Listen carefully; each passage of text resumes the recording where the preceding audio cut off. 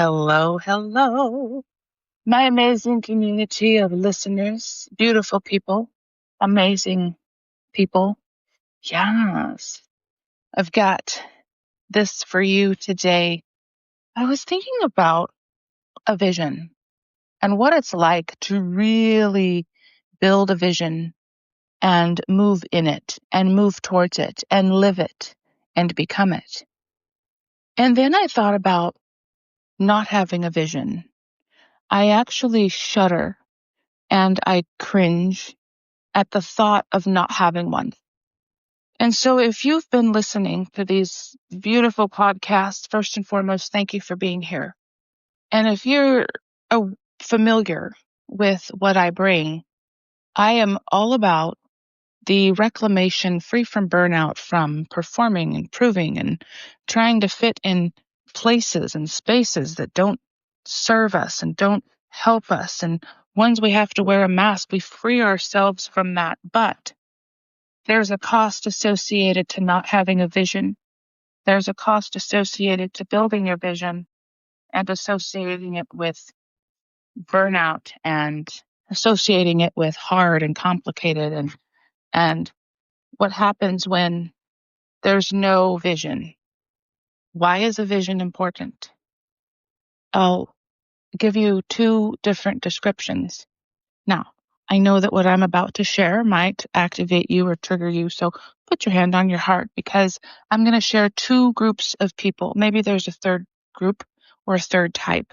And wherever you find yourself in today, I want you to make an agreement that you are not going to shame yourself or guilt yourself or force yourself to prove how amazing you are or how smart, capable, or anything. No, no, no. It's just an awareness. It's just a realization or a revelation. Some of you who are listening will get the freedom you need to create a vision and get moving. Two types of people that woke up today. The ones that don't have a vision, they turn into robot mode once the alarm goes off. They then get in their car, go to work. I don't think they've eaten breakfast, because why would they eat breakfast? They're hungry, they're on caffeine, they're on supplements, or they're just tired and they don't have a vision to create like a healthy, life to sustain them. And they just go to a job they hate.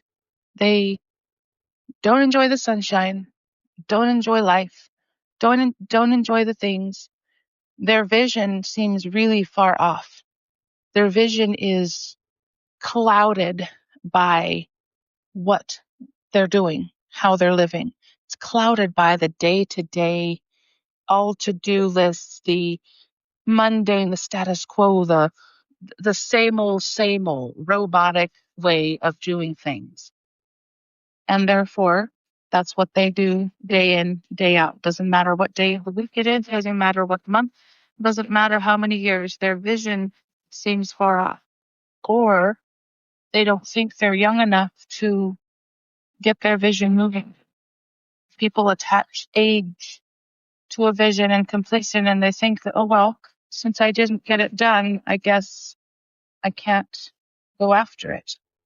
But if we say that age is just a number, who said we're too old or too young or too little to go after the very vision that we have for our lives? Then there's a second group of people. These beautiful folks have a vision. They know the lifestyle they want to live. They've created it. They know that getting up is a new day, brand new day.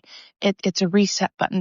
They look for little things that bring them joy, a desire, like sitting in the sun or watching the sun rise coming through their windows, enjoying the sounds of birds. They have a vision created to have a smooth, morning where they're not rushed, and you have people that you're around and they kind of sound different. They don't look like a robot. They look actually happy, or maybe they're just more joyous, and they know where they're going, whether it's, and they have small to-dos to get them to their bigger vision. To them, they look at things as like being full, like the cup is full. And they do things every single day. They wake up excited. They wake up happy. They're like, yes, I get to create the life that I want because I have a vision. I have a vision for my health. I have a vision for healing. I have a vision for my life. I have a vision for my marriage, parenting, even my career, down to how I want to look, not to fix myself and not to fix my body and not to hate my body, not to shame myself into fixing myself, but because I desire an enhanced look. So you have the group of people that have the vision that aren't frazzled about it. It's not a death sentence to them. It's like, yes, let's keep going. Like, what's next, right? So you have two groups of people, and then you have the third group, which maybe doesn't even realize that it's like they're with the question, what is a vision? What do you mean I have to have a vision? What? So if I have a vision, my life is going to go better? The answer to that is yes. What is a vision? It's the creation, let's say, it's like a movie, right? Okay. Movie producers have a vision, like if I'm a Stranger Things fan, okay? So the creators of the show had a vision to create an amazing show. And I believe they did. And of course, everybody's going to have their own opinions, fine, whatever. But for me, I really liked Stranger Things. Now, took me a little bit to get through all the seasons because I would have to psych myself up to watch it because in a sense it's not a kids show. I don't care how young the kids are and they like scary stuff. But it's a show where I had to really understand like what's the meaning behind it. Plus it's just how I'm wired anyway to go look things up.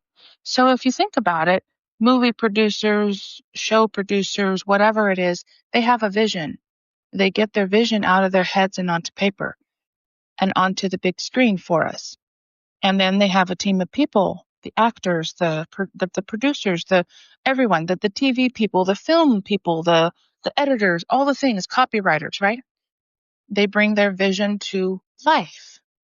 Doesn't come without a hardship, but they also know that they have a vision to get it out there, so they're going to do that. So what do they create? What we see. For example, I'm on a contraption that many of you are listening on, an iPhone or just a cell phone. If you're a Galaxy guy or gal, fine. Android, that's fine. I'm an Apple gal. I love the iPhone. I love the Apple Watch. I haven't used the Apple EarPods, whatever, but I love Apple. Just saying, okay? I'm an Apple girl. Did Apple have a vision? Yes, they did. Without the iPad, without the MacBook, whatever else they created, you and I wouldn't really have the things we have today. Could you imagine? Let's just imagine this for a second. Could you imagine if Apple just talked about the phone, talked about the creation? If all they did was talk about it, and if that's all people saw, but they never created it, it never came to pass, what do you think that would do for people? Well, it would probably it would be a disservice for everyone. And it's like, why are you wasting our time? And why aren't you creating it? Why are you just talking about it? Why are you just sharing? When are you going to create it? So creating a vision is the first part. But then when you have the vision, when you write it down, when you read it, when you see it, or even when you listen to it, you start seeing the pictures, but then it's interesting how your life moves in the direction in which you see it going. I had a strong vision growing up in foster care. I did. And it was not to be a foster kid. It was to get the heck out of there and live my life. But it was also, oops, excuse the noise. It was also, I had a dream. I had a really big dream. I still have a big dream. And foster kids do get to live their dreams. They do. I don't care what kind of home you lived in, you get to live out your dreams. You get to live out your vision. It's not a death sentence. It is important to have the right people around you when you are creating your vision and dreams. Why? Because the wrong people will talk you out of it. The wrong people will get in agreement with you of your circumstances. The wrong people will force you to stay. It is very difficult for me to go to places where I am surrounded by people where and again, my podcasts aren't about any one particular person. It's just my experiences, and I have the right to talk about it. When I am in any environment where no one around me has a vision except a 401k or the benefits or the pay or the amount of money they get, right? Which is the pay scale, or the perks that they get in a job. And there's no vision beyond that, or their vision is just to go to school and become, I mean, that's a great vision. Don't get me wrong. Going to school for something that's in, a need, right? Without wasting, it's not a waste of time or money. People have a vision for doing greater things with their lives. And what's so cool is when I hear people talk about stuff, I'm like, man, I don't think they're aware of their gifts. So next time I hear certain people share something, I'm going to tell them, hey, I don't know if you're aware, but you have a really great gift of taking things and really bringing it to a way for people to understand, which is an amazing gift. So whatever you go to do, I have a feeling that you're going to be extremely profitable, prosperous, and it's also the vision that they have. And a lot of times people also will go to school like I did. My experience with college was I went because my friends were going and because the foster parents I was with told me that I had to go. So my vision, I didn't really want to, but I did it. And then I decided not to because I'm like, nope, this is not for me. And so a vision is bringing the movie out of our heads and it's bringing it to life. That's what a vision is. A vision is bringing things to pass for the life you want and how you want to live it. A vision is super important. In fact, it's so imperative because anyone who doesn't have one, like the good book says, you can go look it up. Without a vision, we perish. There's so many people that I have been connected to that I have watched not create a vision for their life. They're no longer here, but their vision was just to live. And it's like, okay, but where's the greatness that you are supposed to do? As a foster kid, I held on to the hope. So each foster home it was like I was in a pit, okay? But for each foster home, I would hold on to the hope, whether it was a small sliver, whether it was a big sliver, whatever it was. I held on to the hope that I would be able to do what I'm doing today. That's it. And I remember as a young person, even sharing my story, when people would say to me, well, you don't sound like you're in foster care, but they would listen. They were literally mesmerized by my story. I knew that I was destined for great things, even though I had people around me reminding me that I'm just a foster kid in some way, shape, or fashion, that I was dumb, not wanted, all kinds of stuff. I still remember my first ever all black home. The foster mom there was very, very abusive in a very verbal manner, very abusive. And I don't know how she did foster care, but she spoke to me very, very disrespectfully. And I will never forget, she also would blatantly tell me things about my birth mom that she had no business saying. That, I mean, she would call her names, foul names.